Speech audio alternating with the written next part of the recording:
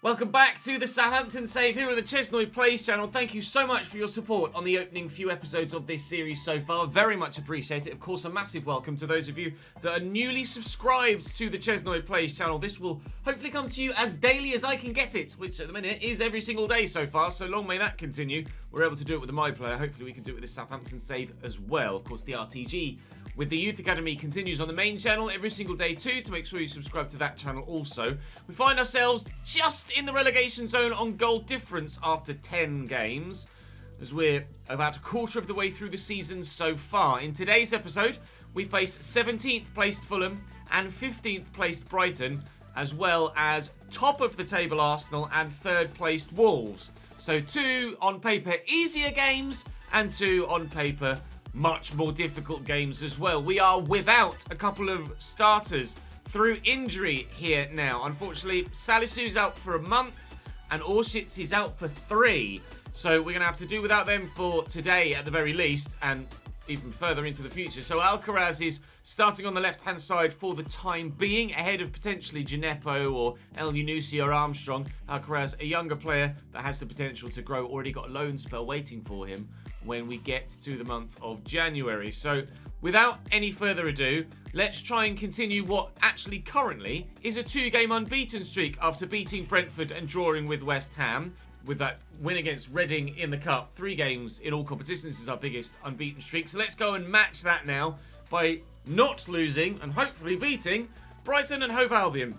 Please do, as ever, drop the video a like. It really does help the content. I can't emphasize that enough. Thank you very much for the support so far on this save. Fingers crossed we can keep our momentum going in an upwards direction. Brighton and Hove Albion, another El Clasicost of some description. Tarek Lamptey, Adam Webster, Lewis Dunk and Pervis Estupiñán as the back 4. Pascal Gross and Moises Caicedo in the middle. Solly March, who's been the man for them this season, along with Mitoma. Denis Undav is the one that starts up top for them at striker. Brighton, very capable in real life this season. But on FIFA so far, in this particular season, they find themselves down near the bottom with ourselves. Hopefully, if we can win this, we will go above them and claw ourselves out of the relegation zone, which is the aim not just for today, but the whole bloody season. Denis Undav out wide to Solly March. Don't let him inside on his left. He says as he lets him inside on his left. Alex McCarthy makes an early save after 11 minutes. And Livramento will get away with it. But his attempted lofted ball over the top isn't good enough. Livramento's grown very well so far. Alexis McAllister has not shot very well so far. And that's a lovely through ball. McAllister not blessed with electric pace, thankfully. Brown is going to have to get this down the line here to Sulemana, who's beaten Caicedo with a run. Estupiñán is with me here. And Che Adams is going to be in the box. Oh, what a header! And Robert Sanchez, gobbles up as the ball nearly bobbled free back to Alcaraz. It was a brilliant cross. It was an excellent header. And anywhere other than exactly where he put it, and surely we'd have been 1-0 up there. It's a lovely take by Solly March here, but Bella Kotchap comes across to step in and take the ball away. But his pass, unfortunately, is picked off. And now Alexis McAllister's in the box, and this is dangerous for us. So dangerous, it's gone through the defender's legs, and Brighton take a 1-0 lead. We could have scored at one end, we have conceded at the other. And out wide to Solly March. Into the middle, and Pascal Gross with a diving header. Again, draws a save out of Alex McCarthy, and that will be half-time, 1-0 down. Pressure from Mitoma, but we've been able to turn away from him. Che Adams looking forward for James Ward-Prowse. He's had a quiet start to the season. James Ward-Prowse, Mr. Southampton. Hopefully, at some point, we'll be able to get him a little bit more involved and have him getting some goal contributions, whether they be assists or not. And you never know, one might come now. Ha ha ha! No, it won't. And Adams, who's done well. Che Adams finds Alcaraz again. Now, what can the youngster do? He's only 19 years of age, Alcaraz, and we could really need... Oh, a goal here to equalise. We very nearly had Mr. Southampton finally turn up for us. Alcaraz again. Oh, poked away. I can't believe James Ward-Prowse hasn't scored a goal in this game. 1-0 down, and we think that's probably now how the game is going to end. Oh, unless I could have intercepted that with Cole Walker-Peters. You're not going to catch Tariq Lamptey, that's for sure. Please add a little bit of time. 2 minutes added on, but it might be enough for Brighton to score a second. More so than us score a first. Solly March draws the save out of the keeper and now goes off the pitch. Alexis McAllister will take the corner. Looks like he's going to take it short. I think we're going to lose this one. The unbeaten run is going to come to an end. We're going to have to go into the next game against Fulham and try and get victory on that occasion instead, because regardless of the amount of chances we've had in this game, we haven't been able to find a goal. And that is why we're not winning games at the minute. Bazunu is going to go to Villarreal on loan. That is good news for us.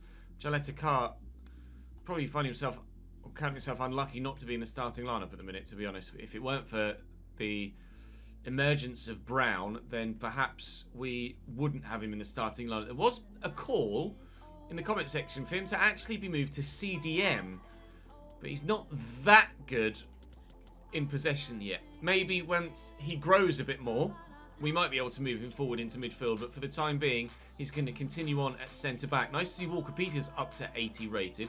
We've had quite a bit of growth throughout the squad so far, and one man that's really, to be honest, not performed so far is James Ward-Prowse in that central area. We could really do with him actually popping up with a goal or an assist or two to help us start to turn the corner here, because we are starting to find ourselves languishing in the relegation zone with other sides pulling away. Fulham have a game in hand, which they will play presumably on the Sunday as we advance here. This is the confirmation of Gavin Bazunu going out on loan to Villarreal. That will happen in January, and Alex McCarthy will continue on as our starting goalkeeper moving forward. Fulham lost their game, so we can go above them with a win and out of the relegation zone in the next game, just as we could have done had we beaten Brighton. Fulham at the Cottage. Bernd Leno in goal for them. Cedric Issa Diop, Tosin Adarabioyo and Anthony Robinson. Sasha Lukic and Joao Palhinha holding with Bobby De Cordova-Reid, Andreas Pereira and Manor Solomon sat behind, of course, big number 9, Alexander Mitrovic. We have a big strike of our own, though, and hopefully in the battle of big boy Mitro and even bigger boy Onuachu, it can be Onuachu that comes out on top. He's still continually not a player that I'm really enjoying using, but at the same time, the only man that is scoring goals for me. So I can't really take him out of the 11 at the minute. I don't know whether that's holding me back or whether I'd be even worse if we took him out. But we are struggling at the bottom end of the table, and at the minute, we could really do with someone, well, not necessarily someone else to score the goals, but just more goals throughout the squad from everybody. That would really help. Lavia inside there to Che Adams and Ward-Prowse. Did that hit a hand? It did. Okay, now this is James Ward-Prowse territory, isn't it? We've not had the opportunity to try and do this so far this season. Not properly. Ward-Prowse with a free kick. Forces the save from Leno. It was worth a go. It nearly ended up in the back of the net, but the German was in the way. Free kick for Fulham in a wide area. Basically will act more like a corner than it will a free kick. And it's a goal. Joao Palhinha rises higher than anybody else. And Fulham lead by a goal to nil here at Craven Cottage. Their captain leading by example. Finds Che Adams, who will look for Onuachu into the channel. Onuachu driving inside. Surely has to score here, and does. Slams it home, the big boy. Not the best place to try and celebrate on top of the advertising hoardings, if we're honest. But we'll take it. We lead by... No, we don't lead by a goal to nil, but we are level. Still, we come forward. Oh, it's a nice ball, actually, into Alcaraz, and Che Adams is here. Che Adams gives us the lead. That's how you turn it round. Wow. Brilliant finish by Che Adams. Both forwards getting in on the act, and we've turned around a 1-0 deficit into a 2-1 lead in a matter of moments here at the Craven Cottage. I was going to say at the Bridge. Wrong southwest London side, Ches. Brilliant finish outside of the boot. Right into the corner. Up the Saints. Malakocha will take this free kick short there to Sulemana. Here's Stuart Armstrong off the bench here. His first action for me. The first time he's even touched the ball in a Southampton shirt for me. And he draws the save out of the keeper and very nearly seals the 3 points with a third goal. Particularly unlucky there, Stuart Armstrong. He's not rapid. Even though he's down as a right mid, he can play at centre mid. But we're going to use him in a wide role for the remainder of this game. And we'll see if he can actually do a job, Stuart Armstrong. Got a number of players that are half decent, but not of the level that are going to progress Southampton to the next level, if you know what I mean.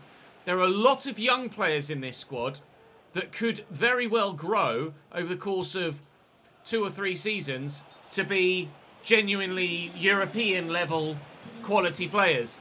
It's a case of whether we have the patience and can get the results to allow them, with first team football, to grow to the level that they could potentially reach. We have a number of players that could get into the early to mid 80s if they're allowed the time and the first team experience to develop. But with results being as difficult to come by as they are, what was that, Hero? Jesus Christ, what was that, Mitrovic? I don't know, as we're going to have the opportunity to allow everybody the chance to develop that they're going to need to get to the level that they could potentially get to. It's a really weird one. It's a case of, do we make minimal signings and put faith in the players we have to get results and to grow?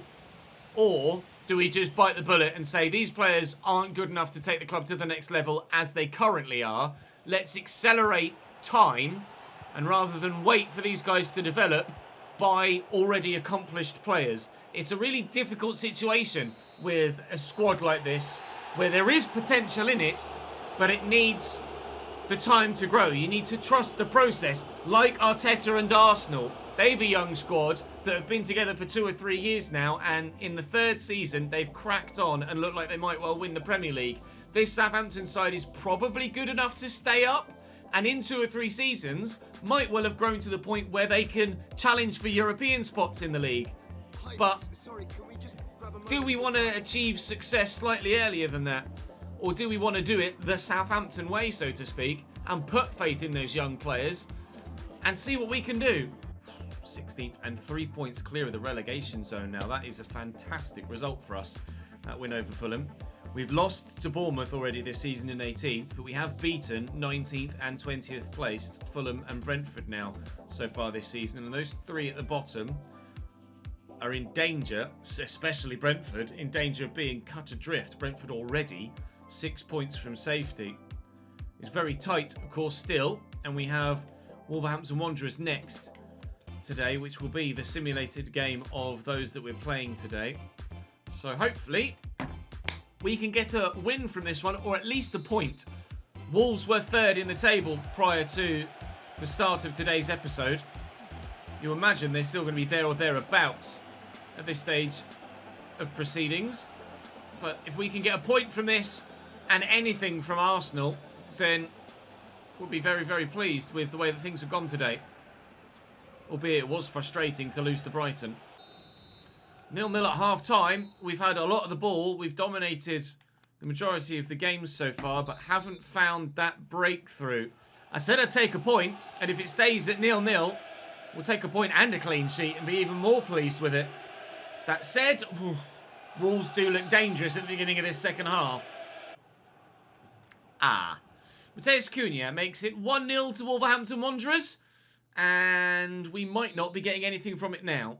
I don't know as we'll score in this game. We've had a lot of pressure on the edge of the box, but haven't created too many actual chances. And Wolves didn't create anything, and then towards the end of the first half started to create something, have carried that one into the second, and have found the breakthrough. And now it's 2, and it's a well-worked goal as well. We will be losing at home against Wolves. A goal back. Ward-Prowse with the assist. Onuachu with the goal. Maybe. I know I always say maybe in these situations, but we did have a creative beginning to the first half, and if we can have a creative end to the game, then there's no reason why we couldn't steal a point here. They've kind of bossed the middle part of the game, but if we can boss the beginning and the end, then a draw would be a fair result, I feel. Well, Prowse, oh, that would have been the chance through to Onuachu. Wolves are going to get a 2-1 victory from this. They're going to replicate the result that we just got against Fulham by winning by 2-1 away from home. We've got Arsenal next, who've just drawn, actually, with Fulham that we recently played. That will draw Fulham slightly closer to us. And we stay 16th now. 2 points above the drop with, Arsenal have 31 points to our 11 so far. Arsenal with 10 wins in their 13 games. Chelsea right behind them. Wolves still unbeaten this season. The only side to remain so. With 7 wins and 6 draws in their 13 games. Having a very good year. I think, though, we might lose to Arsenal. But hopefully not by 9-0 like we did to Chelsea. Aaron Ramsdale, unsurprisingly, in goal for Arsenal. And their 11 looks as you might well expect it to look, to be completely honest. It kind of picks itself for Arsenal, doesn't it, really, with the way that they've played so far this season in real life. I don't even need to tell you what the lineup is. You just know our 11 is the same as it was in the game against Fulham to hopefully get us 3 points. This time again, away from home. We'll try our best. We couldn't, unfortunately, get a result against Wolves. And, well, Arsenal are top and flying. So we'll try our best. But I don't think we're at this level yet, do you?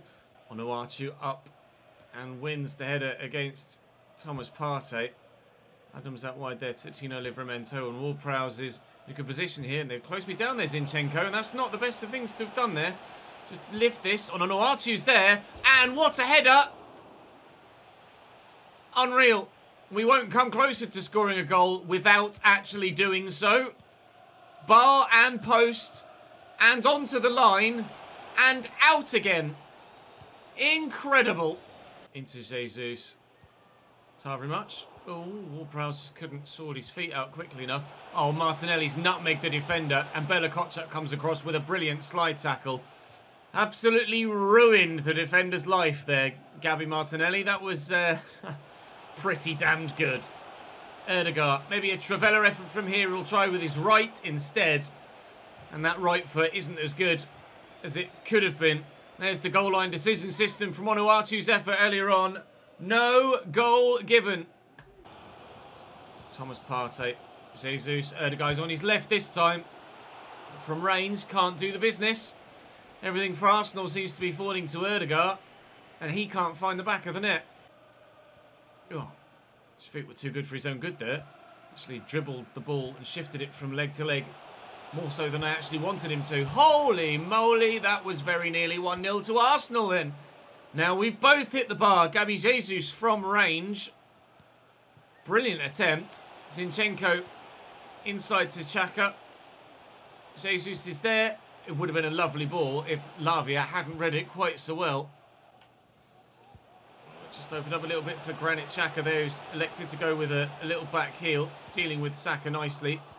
Walker Peters, the former Tottenham man, getting the ball away. Alcaraz is coming off momentarily, but could still have something to say about proceedings before the end of his time on the pitch. That's something to say. Might be an assist here. Blocked the shot from Che Adams. 20 to go. We've been just as good as Arsenal in this game, which after the one against Chelsea is a real surprise.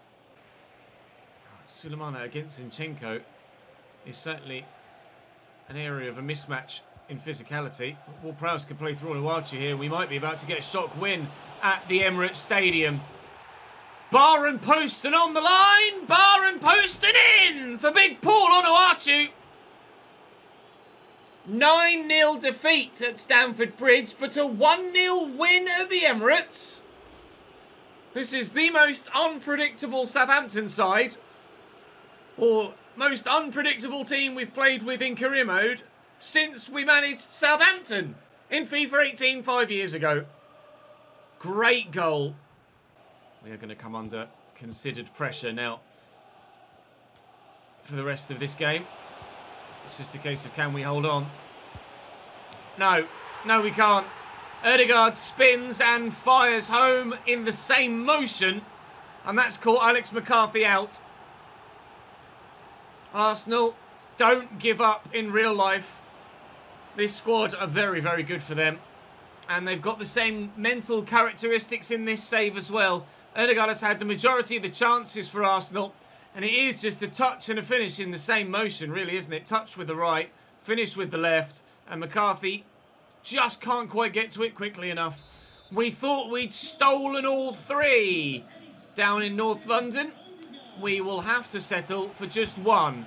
But, I mean, let's be honest, just one against top-of-the-table Arsenal is still a very respectable result. Fired across to Kamaldeen Sulemana, and that's the final whistle. Oh, what could have been? What could have been? It could still be a very important result for us and an extremely important point come the end of the season. But the 3 would have been even better, rather obviously. Wolves have now lost for the first time, 3-2 at Anfield. And we stay 16th, 3 points above the drop zone now. So we advance into the next month. No further scout reports yet. They will come back on about the 5th or 6th as we've restarted our scouting missions. Richie is growing nicely, 88 to 94 potential for him. I think we need to call him up to the first team squad and get him a loan move, don't you? So let's try and do that in general. No, Ches. Whew, that was close. What? Oh, the squad. No, yeah, the squad is currently full. Currently full? Oh, God. Okay, well, we'll deal with that in the next episode.